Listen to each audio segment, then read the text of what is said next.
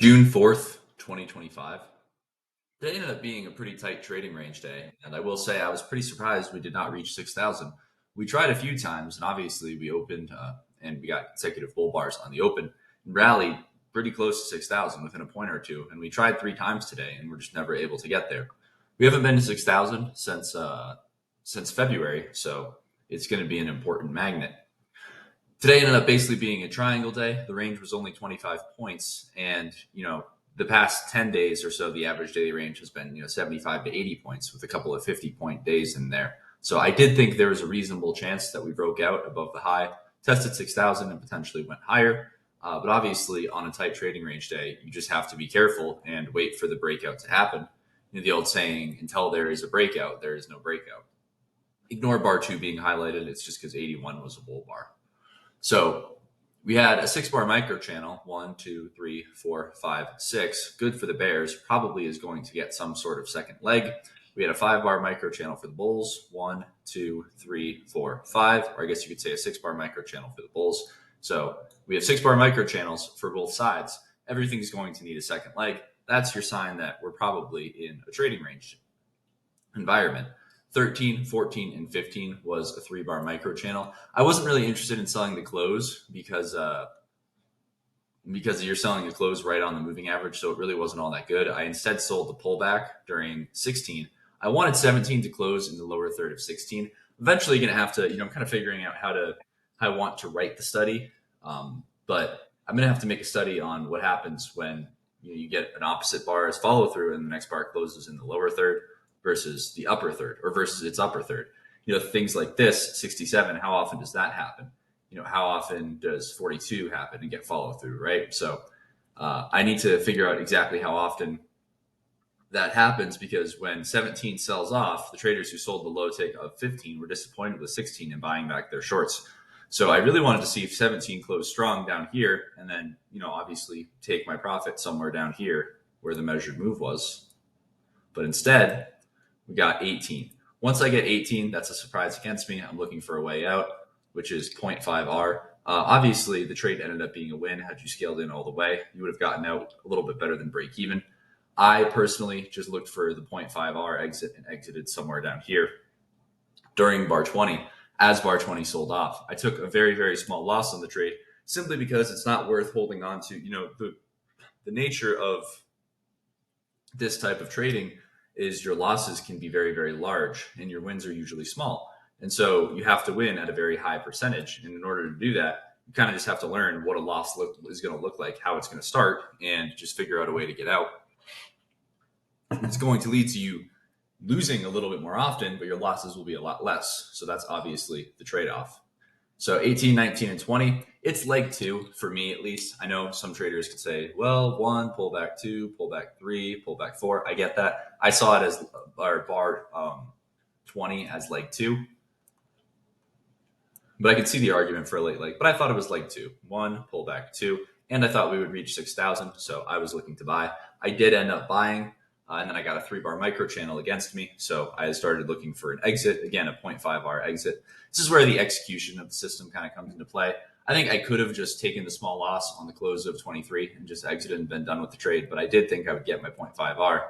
And I did end up getting it. Obviously, though, it ended up being at a slightly worse price, or a couple point worse price than if I had just exited on the close. So although I did get my 0.5R exit, it ended up being for a small loss. And you can see it's okay to take that small loss because this trade would have turned into a full loss had I held onto it.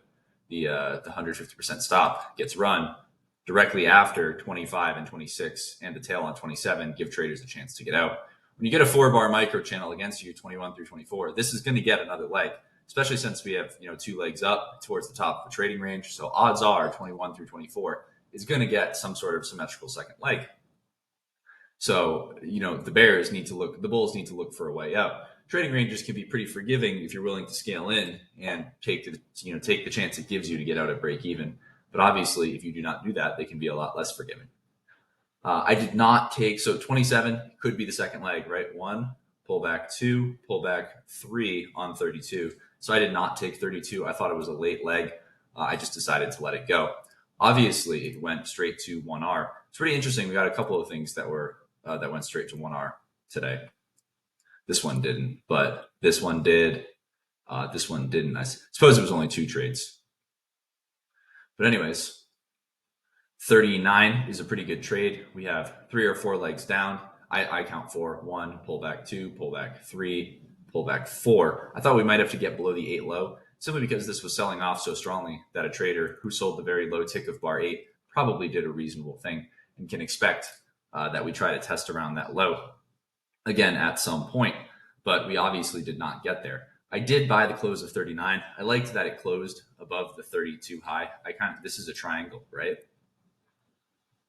So we're breaking out above the triangle, and we broke out above the 37 high. 37 is an outside bar. And a lot of times you have to test the highs of outside bars, which is maybe what we're doing right now. In this particular case, we continued to rally and did not test the high.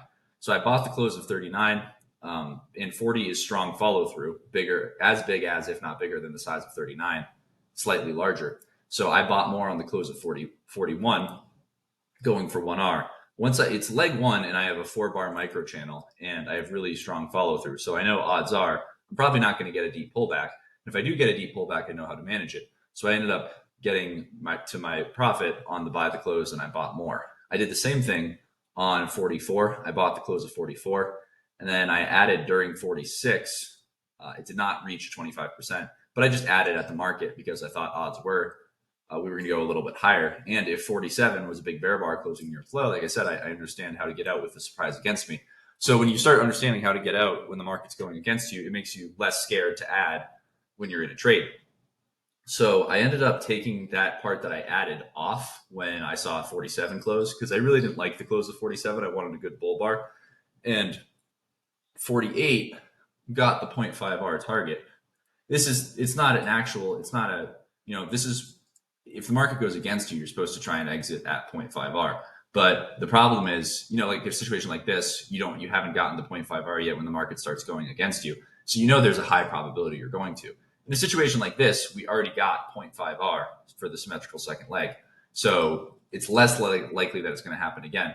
As 49 was selling off, I just bought the market because if 49 is a big bear bar closing near its low, it's a surprise against me and I have to exit at the market. So I just figured I would add to the trade in case it bounced. And in this case, it did.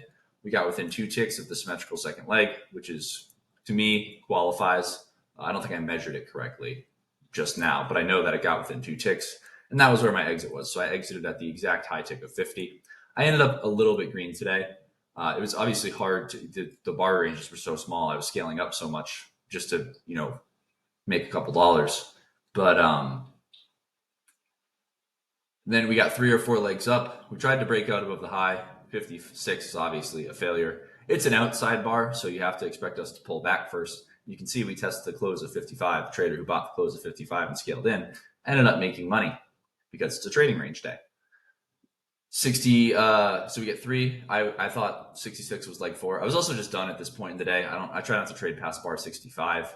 It's just slightly less probability, but it's okay to take 66, or you can sell more on the close of 67 because if 68 is a follow through bar, then you get out of the market. 68 is a bigger, stronger version of 67. Same way that, this closed above its midpoint and bigger, stronger follow through bar. Bears have to exit.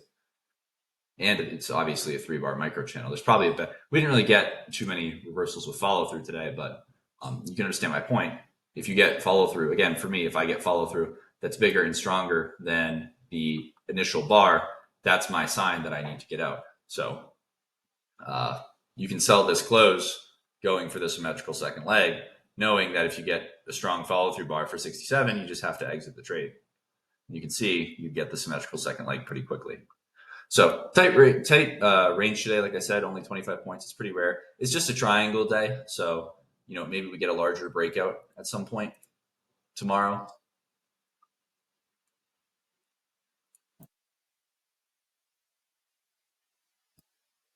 You can see on this chart, it's basically just a 4-bar micro channel.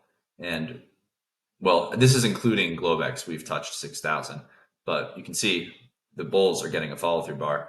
We're going to touch 6,000 before we go down. We've tried a couple of times, right? And we obviously haven't been there since it was February 28th.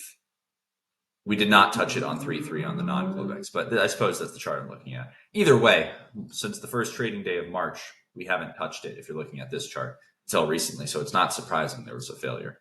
The weekly chart, it does look like we're in leg 4 up. So I wouldn't be surprised if there were sellers at the February 17th low, 6,024.5. So I would keep that in mind towards the end of the week, basically tomorrow and Friday, in case we end up reversing there. And the month, as far as the monthly chart goes, it's very early in the month.